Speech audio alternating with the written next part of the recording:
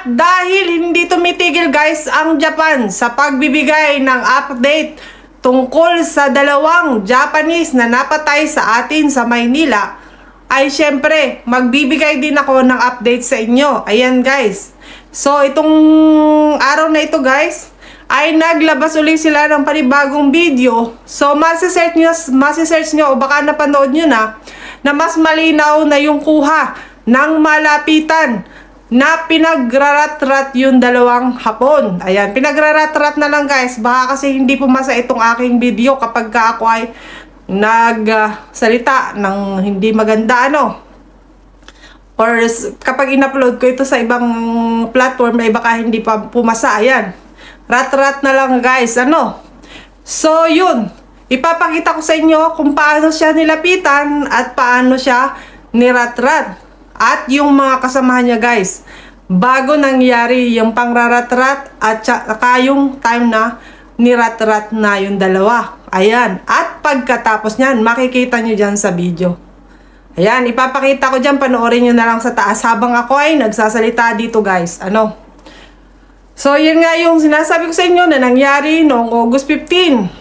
At kahapon ay binanggit ko na ang pagkakakilanlan nila. Ayan, sa mga hindi nakapanood, mapapanood nyo po dyan sa baba.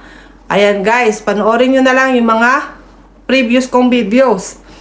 Ayan, at kanina nga guys, yung update na balita kanina ay naaresto na nila yung tour guide.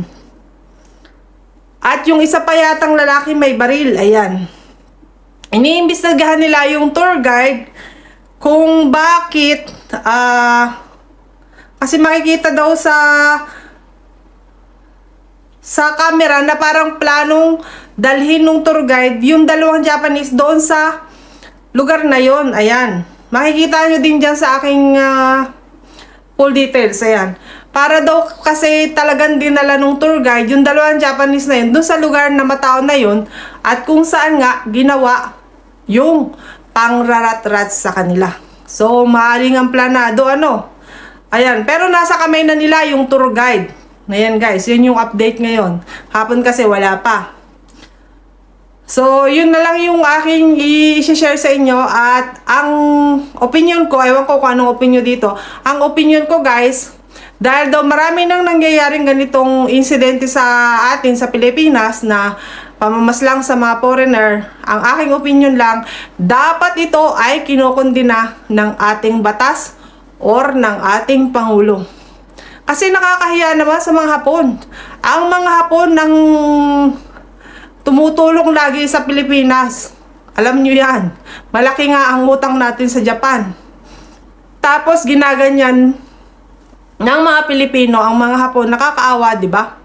Dapat ito nga ganito guys ay kinukundina ng Pangulo. At dapat ay binibigyan ng malaking pabuya kung sino ang makakapagturo sa gumawa nito sa mga foreigner. Hindi lang naman Hapon, kahit mga Koreano nung isang araw pa. Ayan guys, dapat ito ay mariing kinukundina nila. Hindi kung saan sila nakatutok na problema. Ayan, dapat ito ay tinututukan nila ng matapos na kagad ang kaso ng mga Hapon. So, lagi ding naka-update ang mga balita ng Japanese dito. Ayan, syempre nag-iintay ang Japanese ng kasagutan mula sa atin sa Pilipinas kung masusolusyonan. Kasi dito sa Japan, hindi sila papayag na hindi mahuhuli ang suspect. Diba dito sa Japan, kapag gumawa ka ng kabalbalan, matik yan. Magtago ka na. Sabi nga talagang kahit sa butas ng karayom ay susuot ng mga polis, makita lang ang suspect. So, kayo, anong opinion niyo? Tama ba ako na dapat kundinahin nila ang nangyari sa mga Hapon? So, maraming salamat guys. In-update ko lang kayo dito sa panibagong video na ito guys. Thank you so much for watching. Kung walang marites, malilate kayo sa latest.